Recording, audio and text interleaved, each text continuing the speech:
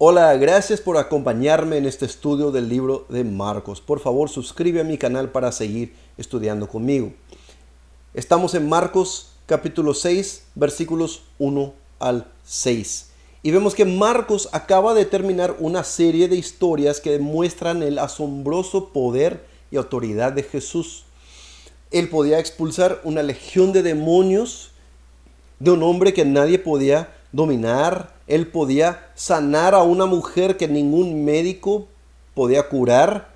Él pudo resucitar a una niña de entre los muertos. Él hizo todo esto con una simple palabra. Y ahora Jesús continúa su viaje y llega a su pueblo donde él creció, Nazaret. Dice así: salió Jesús de allí y fue a su tierra, en compañía de sus discípulos. Cuando llegó el sábado, comenzó a enseñar en la sinagoga. ¿De dónde sacó tales cosas?, decían maravillados muchos de los que lo escuchaban. ¿Qué sabiduría es esta que se le ha dado? ¿Cómo se explican estos milagros que vienen de sus manos?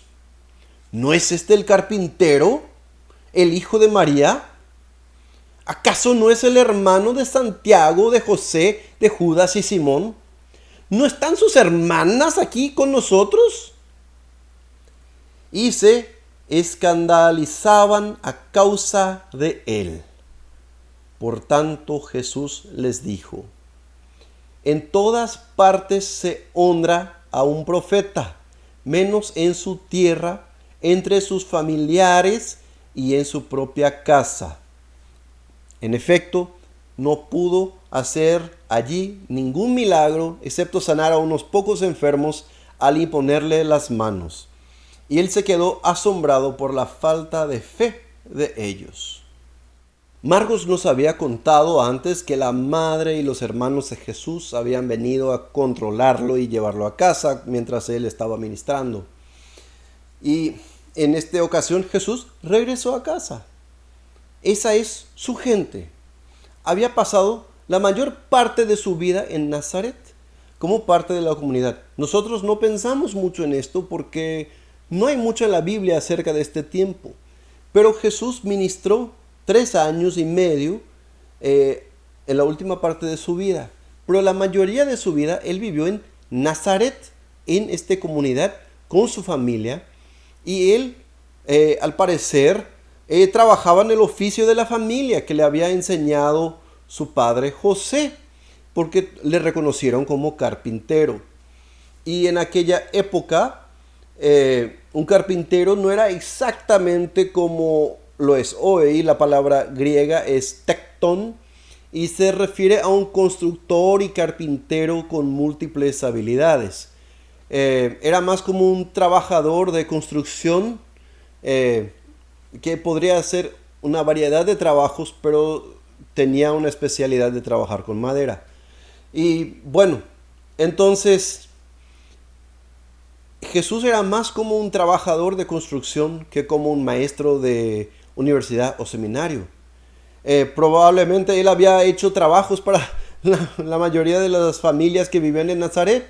Seguramente les arregló su techo, le arregló su mesa y sus muebles. Le conocían. Él había trabajado ahí muchos años.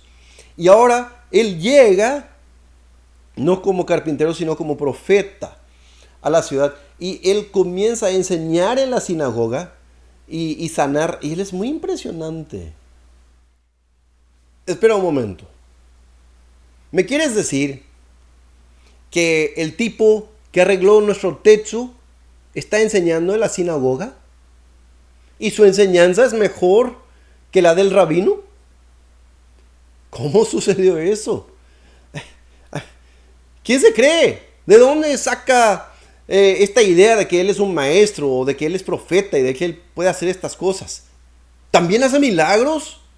Espera, ¿este acaso no es el carpintero?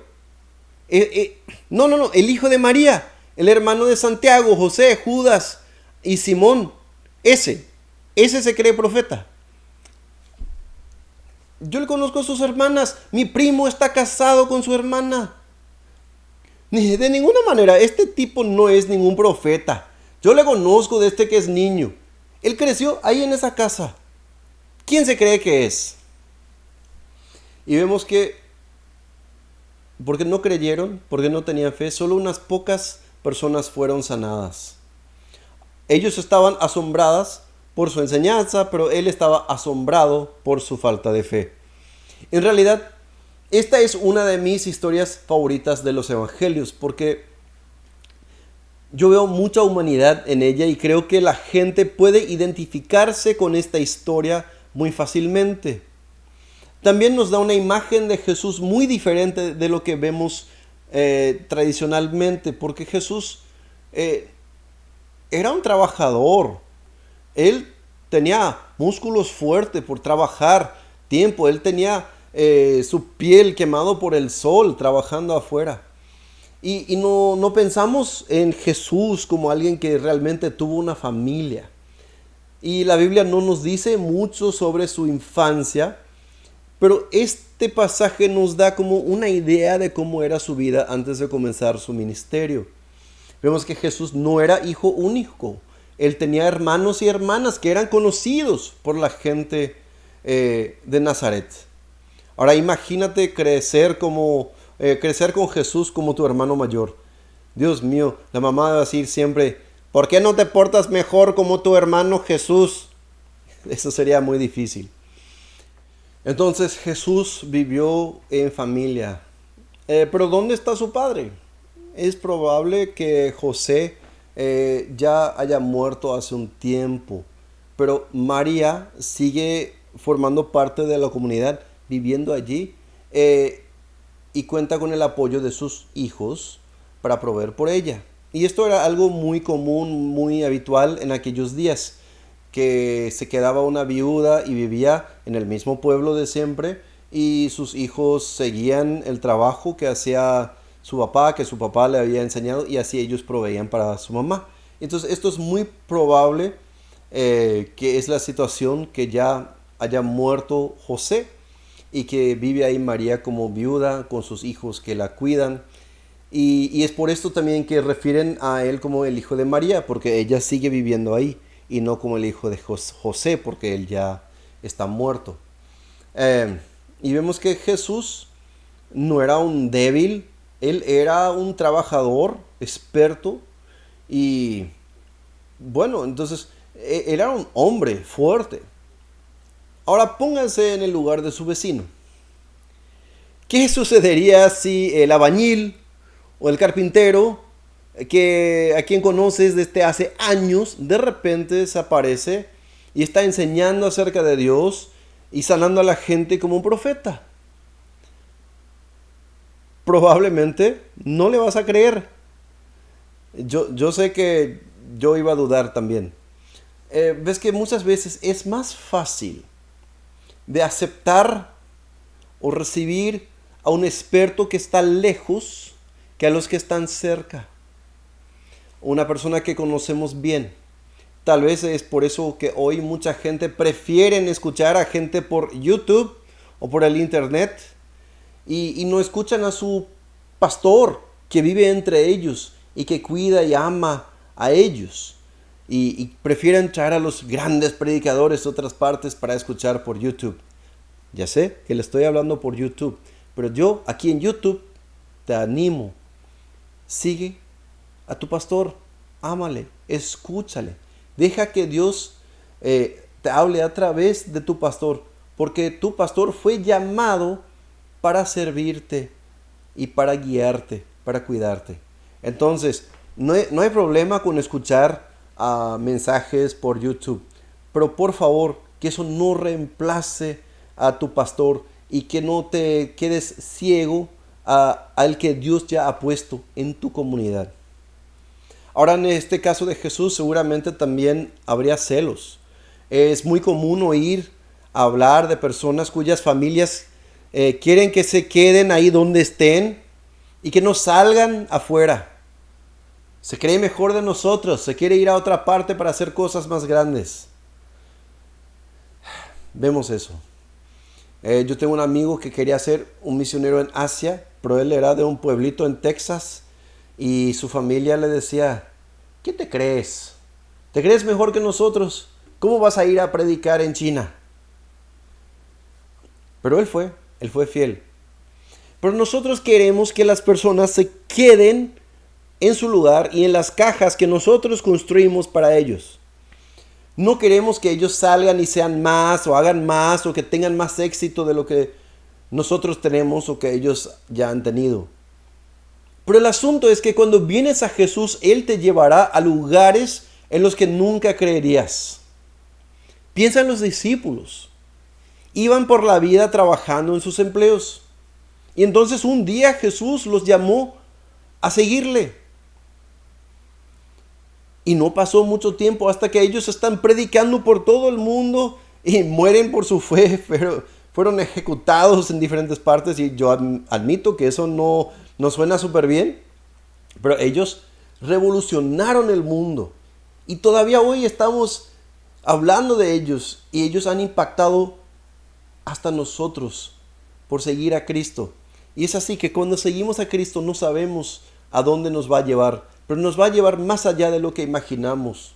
Un buen ejemplo serían mis padres, que crecieron en un pueblito, en Oklahoma, que es medio de nada en los Estados Unidos. Mi papá trabajó, era un muchacho granjero.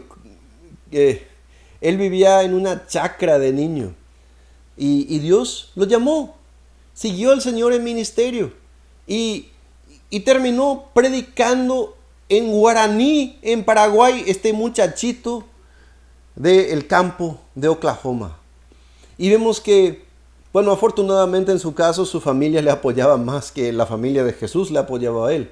Pero cuando sigues a Jesús no te puedes imaginar hasta dónde Él te va a llevar. Y muchas veces los que te conocen estarán ciegos al mensaje de Cristo que les traes y no les gustará el cambio que Cristo hace en tu vida. Y ahora podemos entender por qué Jesús dijo que su verdadera familia eran aquellos que obedecían la voluntad de Dios. Porque cuando sigues a Jesús te conviertes en miembro de la familia de Dios, una nueva familia, la iglesia, el cuerpo de Cristo. Y si te rechaza tu propia familia, tienes un hogar en la familia de Dios. Y bueno, y al igual que los vecinos de Jesús, muchas veces las personas que crecemos en la iglesia, nos resulta más difícil ver a Jesús y aceptarlo como es. Porque es como dejamos que todos los problemas de la comunidad que nos dejen ciegos, nos impidan ver a Dios y lo que Él tiene para nosotros. Ahora yo puedo entender a estos habitantes del pueblo de Nazaret, pero ellos tampoco no tienen excusa. Ellos deberían haber sido los primeros a celebrar a Jesús. Le conocían, eran su pueblo. Y quizás por eso Jesús se asombra por su falta de fe. Ellos deberían ser los primeros en apoyar a Jesús y animarlo. Pero no siempre es así. Pero no dejes que tu familiaridad te impida experimentar la grandeza de Dios. Y no tengas miedo de dejar que Jesús te cambie la vida. Que Dios le bendiga.